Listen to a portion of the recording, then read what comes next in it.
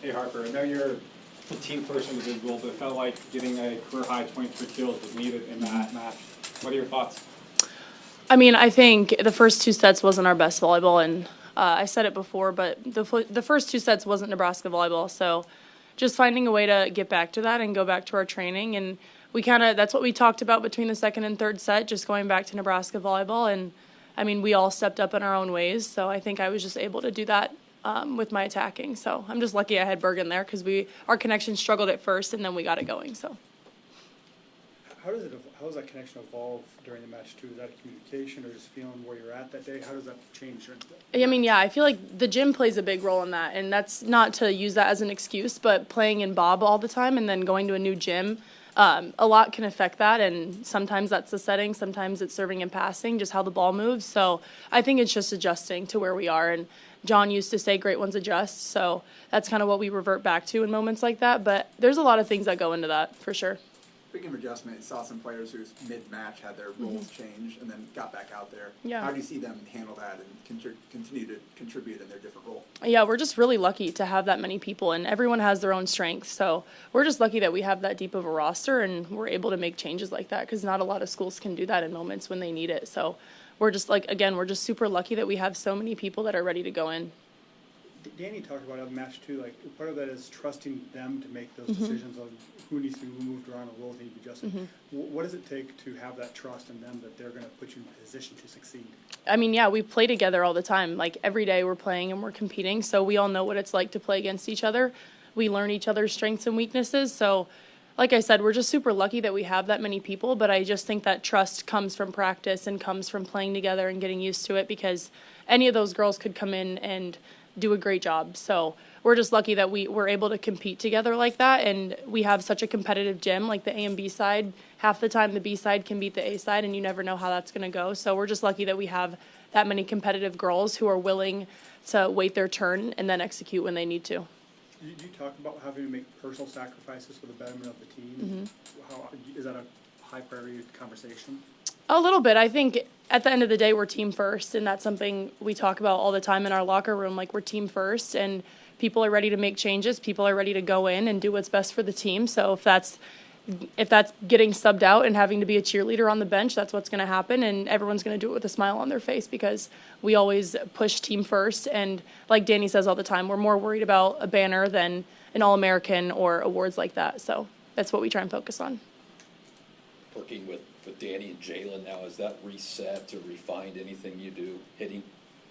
A little bit. I mean, the coaches all kind of switched around who they're working with the most, but I think Kelly touched on it a few weeks ago. Like, it's super collaborative between all the coaches, so we can get feedback from anyone, but I do work with Jalen a lot. He helps me with passing, helps me with blocking, attacking, all of it. So he's just a very vocal leader, and it's nice having him with me. I've had a good relationship with him since I was in 8th grade and got recruited here, so I know how he coaches. He knows what I need. I know what he needs from me. So it's just a good dynamic that we have. Harper, what's the fun level that you sense from this? Fun level? Yeah, the fun level Okay. that you sense from this group right now, playing on national TV, new arenas, top 10 matches, bigger roster, just kind of all the dynamics that are playing into the first couple weeks of the season.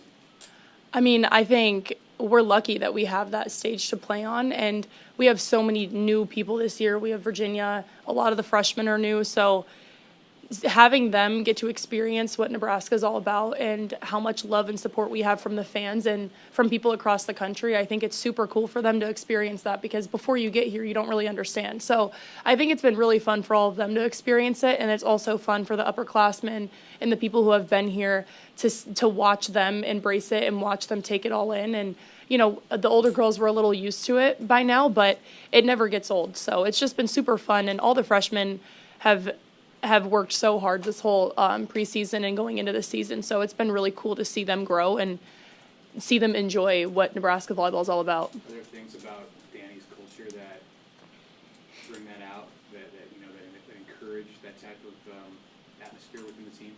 A little bit. I think Danny's a little bit more willing for mistakes, and during practice we have a little bit more room for error, and I think that brings a little bit of light to the gym just because we're not afraid to make errors. Like, practice is the time to mess up and try new things. So I think it does. It lets us release a little bit and have a little bit more fun with it and try new things. But, you know, Danny also brought a little bit of her culture over from Louisville, and it was pretty much the same, what it was there and what we have now. And like I keep saying, Nebraska's standard doesn't change just because we have a new coach. We all know what the standard is. We all know what we expect from each other. So nothing really changes for us.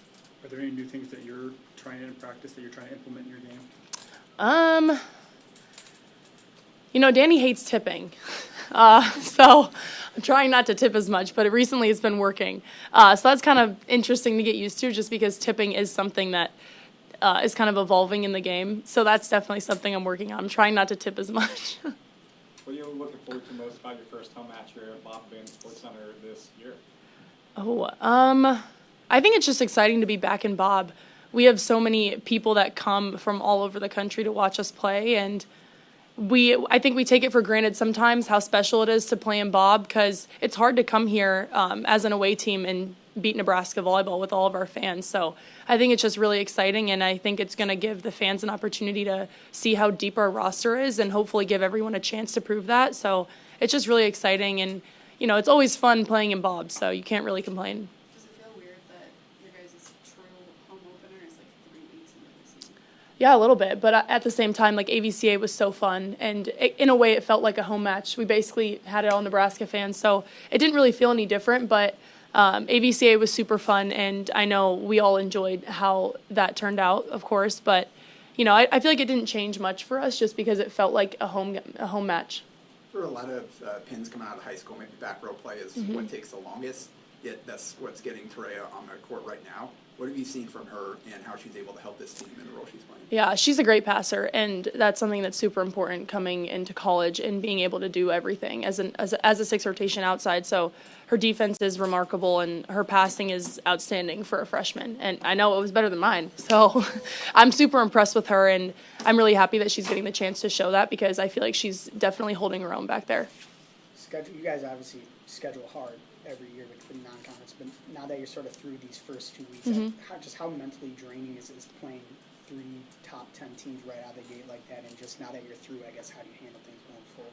I don't even think it's draining. I think it's a great test for us just because starting out season, you want to play good competition. Like, you want to do that early because then you don't want to just see it when you get to Big Ten play. So I think it's actually really good for us, and we've enjoyed it. Like, opening our season to Pitt and Stanford is awesome, and like I said, it's amazing that we were able to do that, but I think it's really cool that we get to do that, and I don't think it's draining in any way. Maybe a little bit stressful just at times because you're starting off on such a high, and you don't want to lose those first few games, especially when you're playing top 20 teams. But I think it's really good for us just to see our flaws, and it's harder to do that against low-level teams. So finding out what our flaws are early is going to be really good for us. Time for a couple more. Outside of the depth, what do you think that you learned about this team against Kentucky? Ooh. I feel like I kind of knew this already, but I feel like I just learned a lot about how we compete and seeing at different times like what different people can bring. I think we all know what we can bring to the table, but it's kind of showing like who's going to step up in those moments and how people compete and how people react to positive and negative feedback. And you know, we got to know each other really well the past few months, so that's still something to watch out for. But I think it's just been really fun to see how we compete together against another high-level team like Kentucky. You're seeing another new side of Danny with just working with her in a match. What has that been like?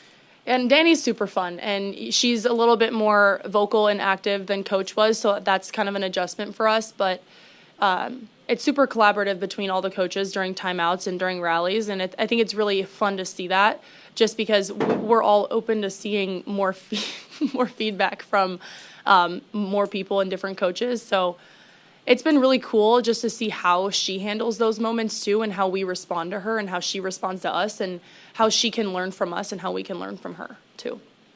The game was in Nashville. What was the game experience like? I mean, there's 10,000 people there, but a lot of them were Nebraska fans too. Yeah. Did that kind of help you during that rally to come back and use that energy?